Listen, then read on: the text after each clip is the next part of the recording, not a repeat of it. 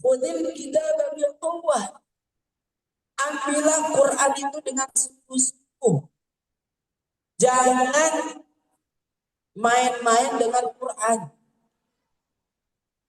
Gak punya wudhu, kan ada orang yang berani karena boleh. Nah itu tidak bituah. Maka sungguh-sungguhlah ketika kita mau ngaji. Seriuslah kalau kita mau tilawah. Wa atainahul hukma sabiyah. Karena dengan kita bersungguh-sungguh, karena dengan kita serius, maka kita akan diberikan hikmah. Salah satu kewajiban kepada Quran itu adalah at-tatbiq. Apa at-tatbiq itu? Mengamalkan isi Al-Quran. Tapi kenapa Ustadz saya susah banget mengamalkannya? Tilawah si tilawah. Bisa jadi ketika ngajinya, tilawahnya tidak dengan bituwah. Tidak dengan sungguh. Maka yang harus kita amalkan sekarang, kalau mau pegang Quran, kalau kita mau ngaji, serius. Benar-benar kita begitu mau ngaji. Ini kita mau tilawah, di depan kita HP. Nggak di silent. Baru 5 ayat, tiba-tiba ketik. WA. Lanjutin tilawah apa baca WA dulu? Hah? Nggak bikuah kalau gitu. Ya, nggak bikuah. Jadi apa yang kita baca itu fokus. Maka kalau bisa kalau kita mau ngaji itu benar-benar udah simpan dulu di belakang lah gitu ya. Silent dulu lebih bagus matiin, tapi jarang ya. Kita pasti jarang matiin. Oh itu ya silent dulu lah. Quran itu pencemburu, ya cemburu banget. Kayak seperti Allah itu maha pencemburu. Maka kalau kita nggak fokus kepada Quran, ngapal itu walaupun ngapal nggak hafal-hafal. Ustadz saya ngapal tapi nggak hafal-hafal. Ya karena bisa jadi ada amalan-amalan yang lebih banyak daripada Al-Quran.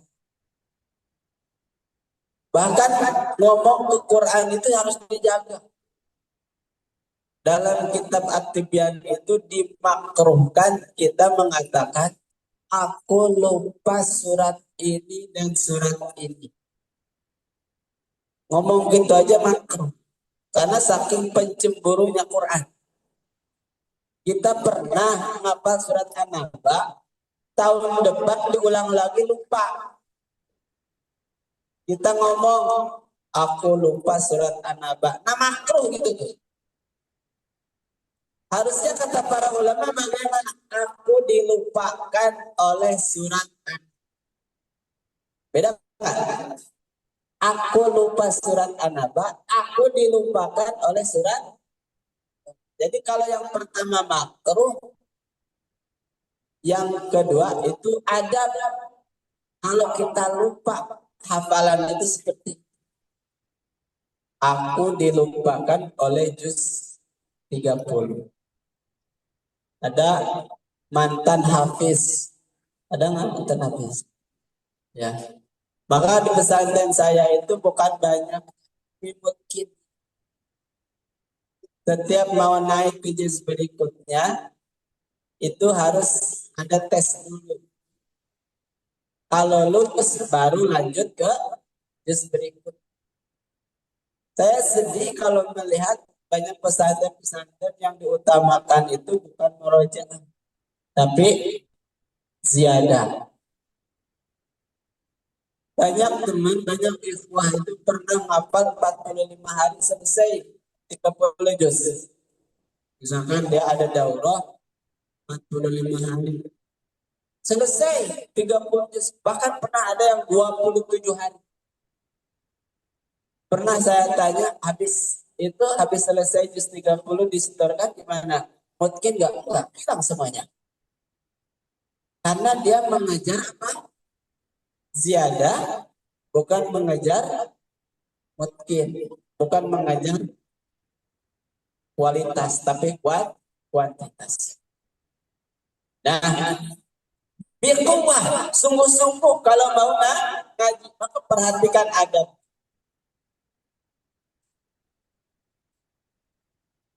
Adab-adab dalam tilawah. Biar kita termasuk yang ya khudil kitab biquwah. Dengan sungguh-sungguh, satu dalam keadaan suci. La yamassuhu illa mutahhar. Janganlah menyentuh kecuali dalam keadaan suci. Anak-anak mau ngaji, upayakan wudhu dulu dari rumah. Nah, ayo kita wudhu dulu dari rumah. Biar apa? Biar Allah mudahkan ngaji kita. Biar ketika kita ngaji ada efek yamassuhu illa tahirun. Kalau dalam hadis, janganlah menyentuh kecuali kita dalam keadaan suci. Kalau nggak ada air gimana Ustaz? Boleh pakai tayamum. Ya, tayamum. Tapi di Indonesia ini insya Allah ya, insya Allah kayak mungkin kalau di Timur Tengah gitu, ya tayamum sering. Yang kedua tempat yang bersih. Yang disebut dengan biquwah itu tempat yang bersih. Hindari 3 tempat ini kalau ngaji di rumah. Anak-anak kan suka merojaah kalau lagi mandi ya, Bu. Ya, suka merojaah nggak? Anak saya kan dulu suka gitu. Amma ya tasa'al. Nah, ingetin, adabnya kurang bagus. Hindari, ini makruh ke haram? Makruh. Satu, dalam kamar mandi. Jadi jangan sok rajin ya Ibu, sok rajin. Yang kedua di kampus. Kampus itu tempat buang air besar ya. Karena kalau di zaman dulu antara mandi dan kampus itu suka dibedakan. Dan tempat penggilingan yang sedang beroperasi. Ya, penggilingan beras, ramai kan ya. Penggilingan tahu yang ausat tilawa itu makruh. Selain itu maka diperbolehkan. Ustaz, boleh nggak ngaji di tempat yang ada selain masjid? Boleh, silahkan dimanapun boleh. Bahkan pernah saya punya teman tuh ngajinya selalu di atas pohon. Kalau lagi nyantri. Pas saya tanya kenapa kamu suka di atas pohon? Karena kalau di atas pohon insya Allah nggak akan ngantuk. Iya nggak akan ngantuk. Kalau ngantuk kan habis ya ke bawah. Jadi ngaji itu cari suasana yang enak gitu. Indah. Kayaknya kamu gak semangat ngaji ya. Yuk kita kali-kali ngajinya ke Cibodas. Cibodas Bu. Gimana Cibodas? Puncak. Tapi Ustaz puncak macetnya luar biasa. Ustaz. Ya udahlah di lapangan Oreo. Ada Oreo ya di bawahnya. Jalan Merdeka. Tilawah. Ya. Yang ketiga menghadap kiblat. Nah, yang tua di situ adalah menghadap kiblat. Kecuali dalam suasana yang darurat. Misalkan dalam kendaraan nggak mungkin kan? Mas sopir ke kiblat terus ya. Saya mau tilawah nggak mungkin. Ya. Nah, kemudian dimulai dengan isti'adah. Apa isti'adah itu? Isti'adah. Faidza qara'tal Qur'an fasta'id billahi minasyaitonir rajim. Isti'adzah itu adalah perlindungan kepada Allah dari godaan syaitan. Nah, kenapa suka ngantuk kalau lagi baca Quran? Cung yang suka ngantuk kalau lagi ngaji, cung. Hai, malu-malu pasti. Mata kunang-kunang, gak fokus, pengen cepet-cepet selesai. Apalagi kalau kita pencet, maka baca isti'adzah dengan full kesadaran. Tidak ada amalan yang disuruh langsung berlindung kepada Allah dari godaan syaitan kecuali baca Al-Quran. Nah, fa'idza qara'tal Qur'an fasta'in billahi minasyaitonir rajim. Apabila kamu mau baca Quran, berlindunglah kamu, meminta perlindunganlah kamu kepada Allah dari godaan syaitan yang terkutuk. Karena syaitan itu demi Allah gak akan diam bagi orang yang mau ngaji. Karena syaitan itu tahu pahalanya, tahu efeknya dari tilawah. Nah, kalau kita lihat para pejuang-pejuang di Gaza, di Palestina, kenapa mereka itu istiqomah dalam berjihad? Hamas terutama ya. Itu ternyata dari kianahnya itu ada target tilawah. Dan saya baru tahu ternyata salah satu syarat masuk Izzuddin Al-Qasami harus memiliki hafalan minimal 18 juz dan mungkin 18 juz mungkin. Kita belum ya. Fa'idza qara'tal Qur'an fasta'in. Syaitan itu memang gak akan diam kalau ada orang yang mau ngaji. Syaitan tahu pahalanya luar biasa. 30 di situ ada yang berapa huruf? Satu hurufnya 10 kebaikan. Tidaklah membaca alif lam mim ya, kecuali alifnya 10 kebaikan, lamnya 10 kebaikan, mimnya 10 kebaikan. Dari alif lam mim doang berapa kebaikan, Bu? 30 kebaikan, 30 kebaikan, 3 huruf. Surat paling pendek Inna A'tainakal Kautsar. Berapa huruf? 42 huruf semuanya tuh. Berarti kali 10 berapa? 420 kebaikan. Gimana gede setan itu luar biasa. Baru baca Al-Kautsar aja 420 kebaikan. Apalagi kalau khatam Quran 30 juz, berapa huruf? Ada yang tahu berapa huruf? Yang benar pengen 30 juz hurufnya saya kasih hadiah. Yang tahu nggak berapa huruf? 27 juta 6 huruf. Kali 10 pusing nih.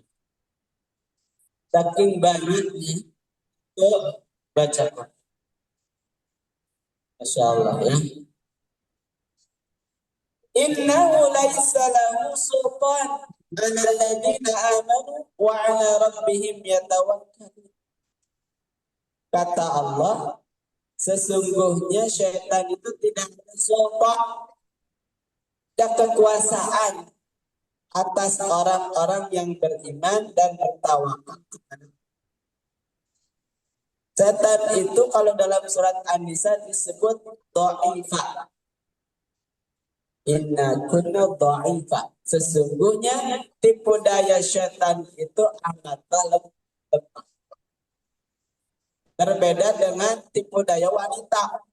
Dalam surat Yusuf, Inna kunna qaida azimah. Sesungguhnya tipu daya wanita itu azimah, sangatlah besar. Maka hati-hati kepada wanita. Setan lemah. Tapi Ustaz, saya sering kunang-kunang, kenapa ya Ustaz? Kalau ngaji itu nggak fokus Ustaz. Berarti kita lebih lemah daripada setan. Maka yang harus kita lakukan adalah full kesadaran ketika kita mau baca Quran dengan membaca isti'adzah. A'udzu billahi minasyaitonir. Mau berangkat ke haji sebelum nyalain motor. Syaitan. Pas malam, mas males. A'udzubillahi minasyaitonir. Habis maghrib mau tilawah. A'udzubillahi minasyaitonir. Sehingga tidak ada kekuatan. Ketika kita membaca isti'adzah full kesadaran. Yang salahnya itu ketika kita membaca isti'adzah gak nyadar kita itu lagi baca isti'adzah. Kan kadang kita terpecah konsentrasi. Sholat aja konsentrasinya kemana gitu ya Bu. Kunci hilang 1 minggu, ketemunya di mana? Pas lagi sujud. Ya Allah, ternyata di sini di atas lemari. Itu lagi sholat gitu ya. Maka full sadar kalau kita mau ngaji dengan membaca istighfar. Kadang kita membaca istighfar aja kita kan nggak sadar. Lihat orang astagfirullahaladzim. Tapi nggak sadar kita membaca astagfirullahaladzim. Mau jalan, ada batu kesenggol, astagfirullahaladzim. Otomatis, padahal harusnya bukan istighfar. Apa? Innalillahi wa inna ilaihi raji'un. Ya. Setan akan ada kekuatan ketika kita full sadar beristi'anah kepada Allah Subhanahu wa Ta'ala. Kemudian ada yang disebut dengan biqwah itu seperti apa yang sungguh-sungguh itu? Dianjurkan menangis saat membaca Al-Quran. Pernah nggak kita menangis? Pernah Ustaz, ketika saya murojaah hafal nangis Ustaz. Sedih Ustaz. Nangisnya bukan itu.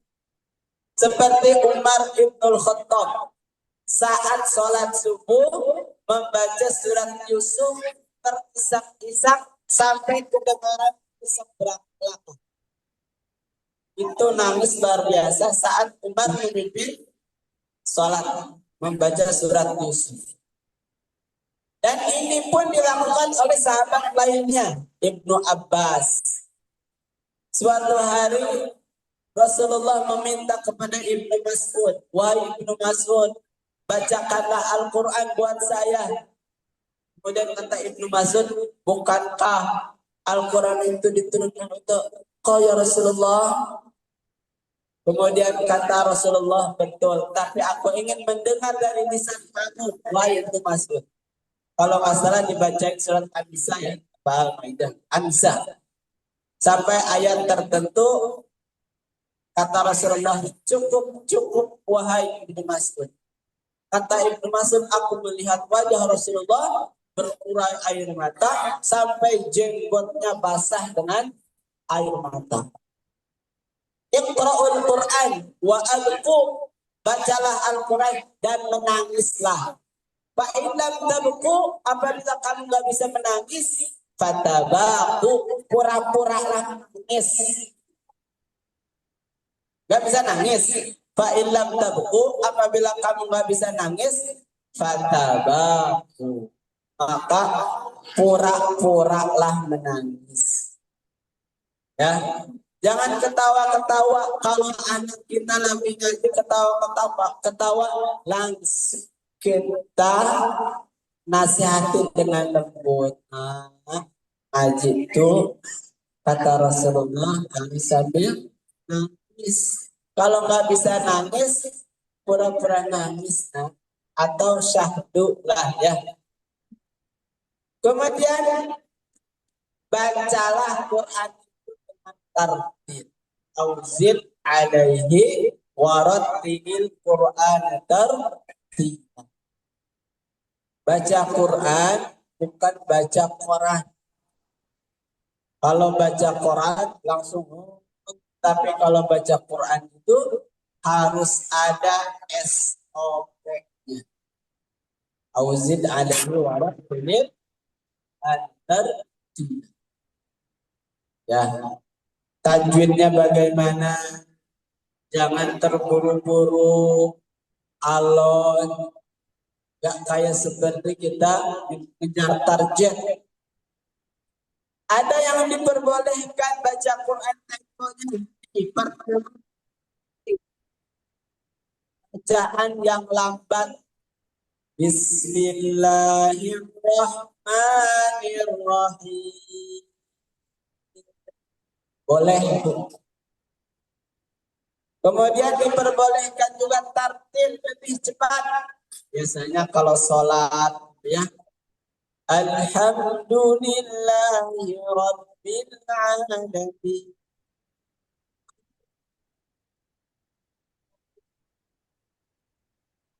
Itu boleh. Ada yang lebih cepat.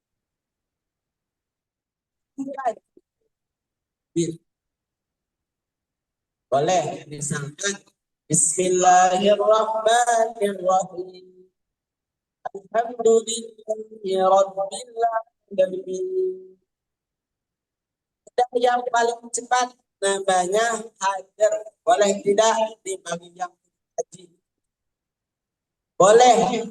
Dalam bacaan Quran itu ada namanya waslul jami'. Diwasolkan semuanya. Boleh. Kalau sholat pun boleh apa? Tapi harus sesuai dengan tajwid. Contoh, Bismillahirrahmanirrahim. Alhamdulillahi Rabbil Alamin. Ar-Rahmanirrahim. Maliki yaumiddin. Boleh tidak? Boleh.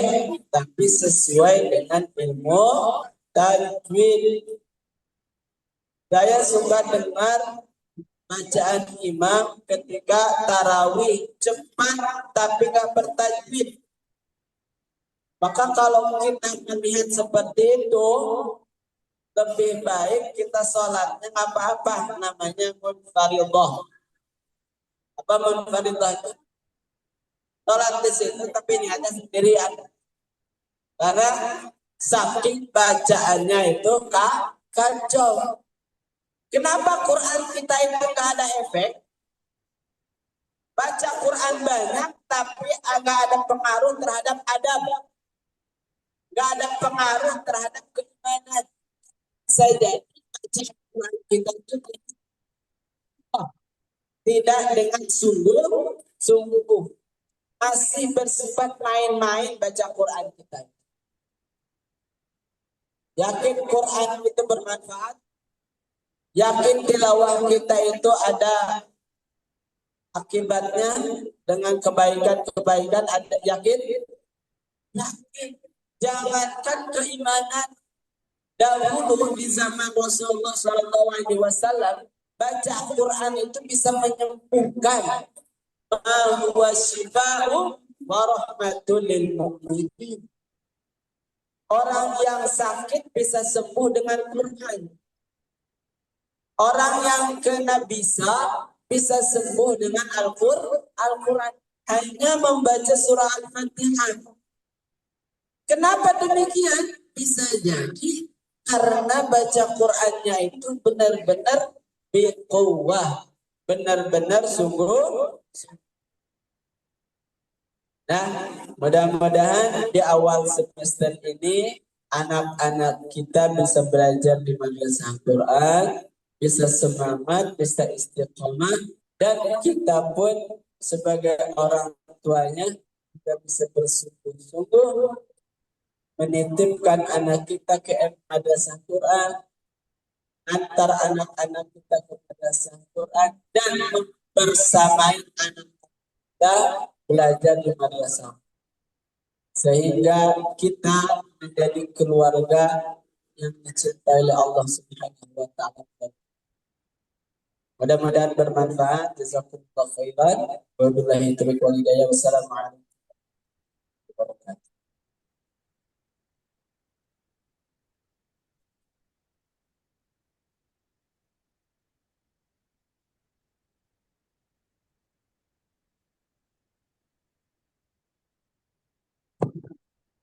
Jazakumullah khair kepada Ustaz atau kepada ayah bunda ada yang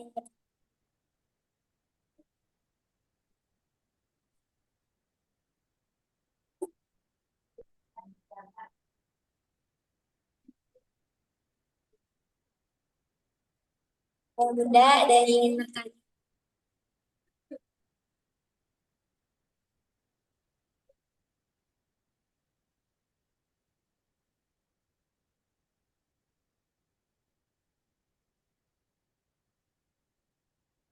Baik, jazakumullah khair kepada Ustaz yang telah menyampaikan materinya. Semoga dengan materi yang disampaikan Ustaz tadi kita menjadi itu lebih semoga menjadikan kita lebih mencintai Al-Quran. Langsung saja selanjutnya eh, pembacaan pelajaran akademik yang disampaikan oleh pengajar Ibu Ustaz Febi kepada Ustaz Febi dan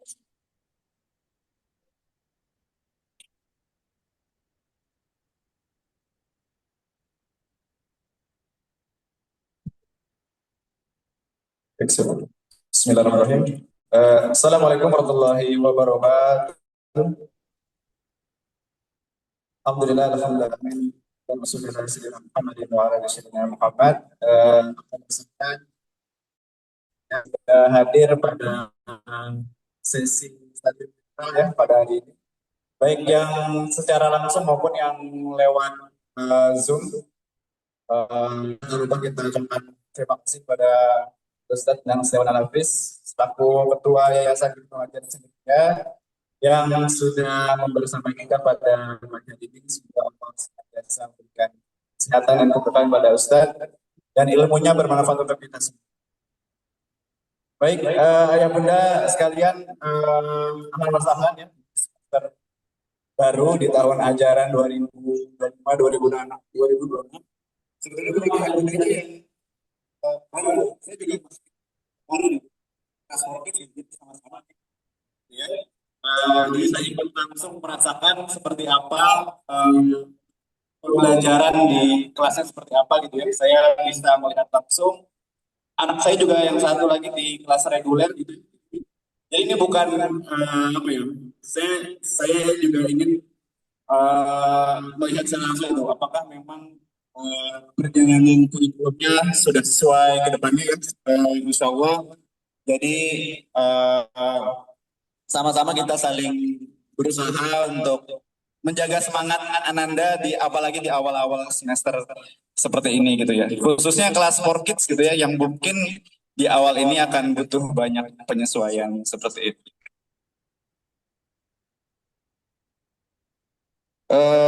Baik, Insya Allah untuk hari ini Ayah Bunda sudah mendapatkan itu ya eh, rangkuman untuk kegiatan selama 1 semester ke depan. Untuk kegiatan kita untuk seluruh MI berjalan akan di semester ini sebanyak 19 pekan.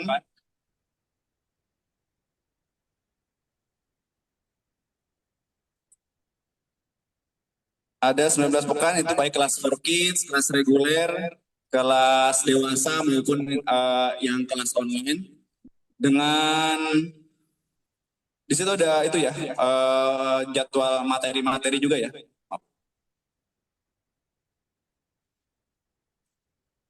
Oke, iya. Jadi dari Juli sampai dengan Desember ada 19 pekan. Karena MG menggunakan sistem seperti sekolah pada umumnya, maka nanti akan ada pekan evaluasi di bulan Desember dan juga ada penyerahan rapot seperti itu. Untuk kegiatannya sudah bisa disimak sendiri di yang sudah diberikan. Untuk libur ini di semester ini agak sedikit gitu ya. Kayaknya cuma di tanggal 17 Agustus hari apa ya? Minggu. Oh, hari Minggu berarti memang libur juga berarti. Berarti anak-anak full masuk nih ayah bunda di semester ini gitu ya. Yang kerja juga berarti nggak ada libur ya kayaknya. Oh, untuk kelas khusus berarti yang hari Ahad libur. Mungkin ada yang bertanya gitu ya, Ustadz, belajar apa aja sih di kelas gitu ya? Jadi selain intinya kita belajar menghafal dan tahsin, anak-anak juga kita berikan materi terkait akidah, adab, kemudian kelas for kids itu ada praktek sholat gitu ya, praktek sholat dan kegiatan-kegiatan pekanan lainnya. Untuk kelas reguler yang usia SD, itu ada tambahan di materi ibadah seperti puasa, zakat gitu ya rukun Islam ya pokoknya. Terus juga ada materi siroh terkait beberapa peristiwa-peristiwa penting dan juga 4 khalifah ya kalau nggak salah ya, Khulafaur Rasyidin. Nah, jadi itu materi-materi yang disampaikan di semester ini.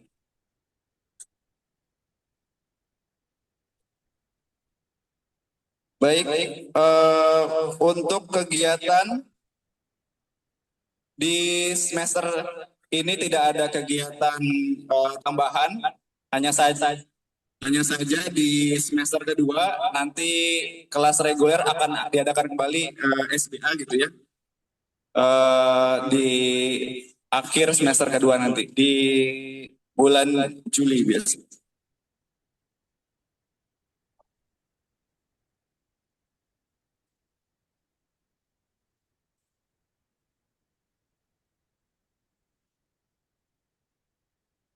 Baik,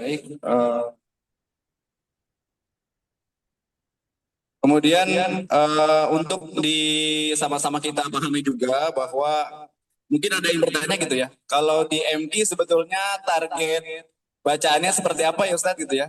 Apakah dalam satu semester anak-anak sudah bisa hafal berapa ayat gitu ya? Ini coba kami sampaikan terkait target yang kita coba susun bahwa untuk anak-anak yang for kids gitu ya, ini masuk levelnya Pratasin 1 biasanya. Jadi memang benar-benar belajar dari huruf hijaiyah. Nah ini targetnya itu pertemuannya untuk memahami dan belajar baca hijaiyah itu satu pertemuan itu setengah halaman. Jadi kalau ayah bunda baca Nur Ramadan ya sudah lihat buku Nur Ramadan, itu kan per halaman nanti ada beberapa baris. Nah nanti anak-anak itu biasanya setoran per pertemuan itu setengah halaman. Kemudian untuk setoran hafalannya per pertemuan itu 1 sampai dengan 2 ayat.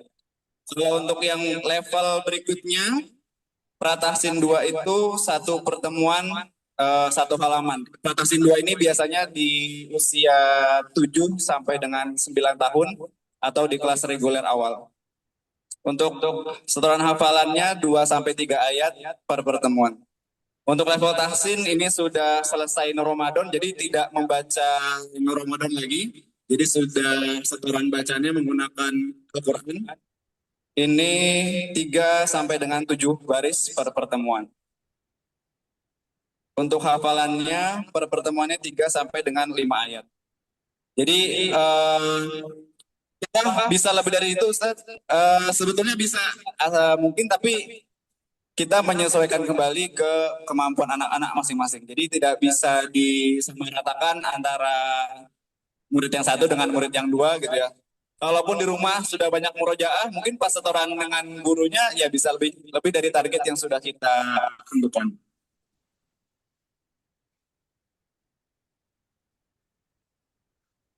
Baik, itu informasi terkait materi dan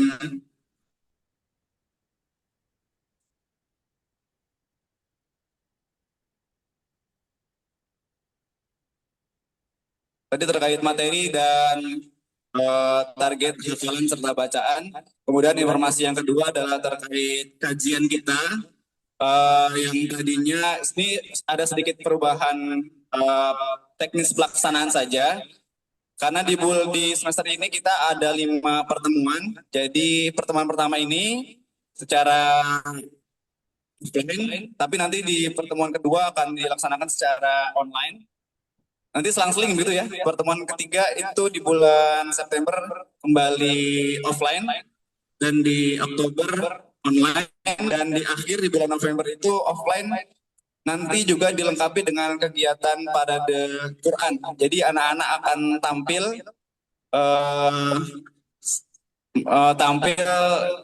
untuk membacakan hafalan yang sudah dipelajari selama 1 semester ini. Jadi di akhir nanti akan ada selain kajian, tapi juga dalam satu rangkaian akan ada kegiatan parade Quran, baik kelas for kids reguler maupun yang nanti mungkin online juga bisa ikutan gitu ya.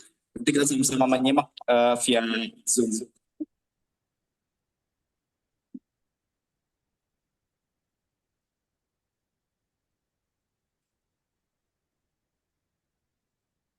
Baik, mungkin itu yang bisa disampaikan pada Stadium General pada hari ini.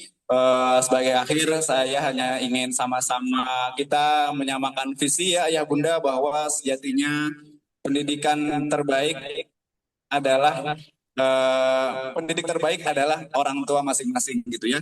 Bahwa kami di Madrasah Quran Ibnu Hajar hanya sebagai fasilitas yang membantu anak-anak untuk menjaga semangatnya, menjaga hafalannya gitu ya. Tapi tetap sebagai rumah pertama anak-anak adalah orang tuanya masing-masing.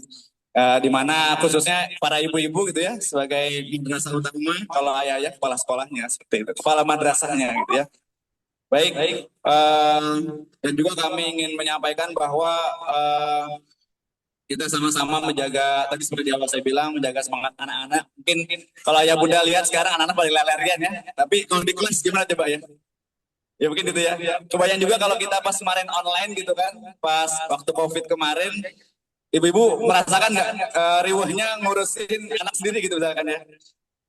Yang itu mungkin cuma 2 anak gitu ya, tapi untuk menyiapkan kelasnya tuh kayaknya di rumah agak gimana gitu ya. Nah ini sementara di MK Ibnu Hajar ini dengan 7 santri ya, kelas 4 kids, gurunya cuma 1 gitu ya. Matanya cuma 2, tangannya 2, tapi harus mengisi 7 anak, Masya Allah gitu ya. Jadi mohon kerjasamanya saja. Jika nanti ada hal-hal yang ingin dikomunikasikan, ada hal-hal yang kurang berkenan, boleh mungkin ditabayun, ditanyakan, dikomunikasikan kepada guru ataupun kepada para PJ kelas masing-masing. Mungkin sebagai akhir ada perkenalan dulu ya. Di MK Ibnu Hajar ada saya sebagai kepala MK Ibnu Hajar, bisa dipanggil Ustadz Febri atau Kak Febri. Ada juga kepala For Kids, mana program For Kids? Bu Puji. Oh di belakang, oh iya.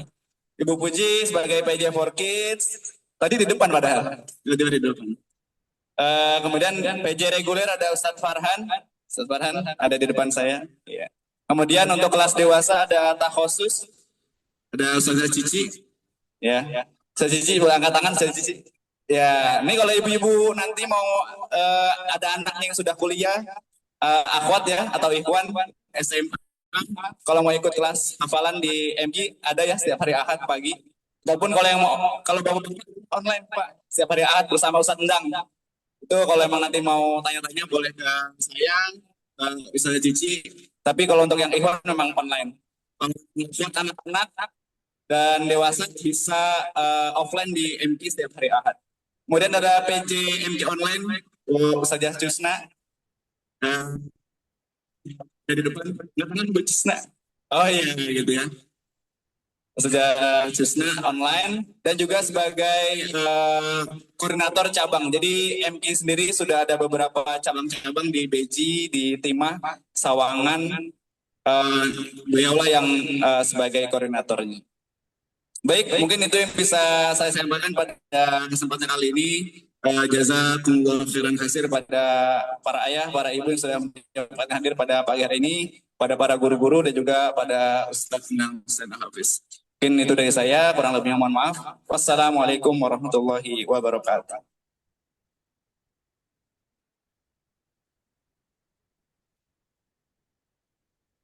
Jazakumullah khair kepada Ustadz Febri yang telah menyampaikan terkait kalender akademik pada tahun ajaran baru ini. Dengan penyampaian dari Ustadz, maka berakhir pula acara kita pada pagi hari ini. Jazakumullah khair kepada ayah bunda yang telah berkesempatan hadir pada pagi hari ini. Mari kita tutup dengan membaca hamdalah. Alhamdulillahirrahmanirrahim. Istighfar 3 kali. Astagfirullahaladzim. Subhanakallahumma wa bihamdika asyhadu an la ilaha illa anta astaghfiruka wa atubu ilaik. Assalamualaikum warahmatullahi wabarakatuh. Sendiri. Wah, ya, ya, ya. Ini itu di mute gak? Oke, saya teman. Oh, di meeting ini. Ini boleh pakai baju rumah nggak? Mana boleh? Yang Mimi taruh atas itu boleh di rumah.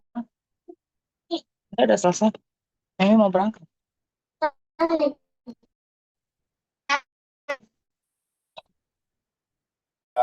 Ih, ngapain berak doang? Itu tipis. Ini.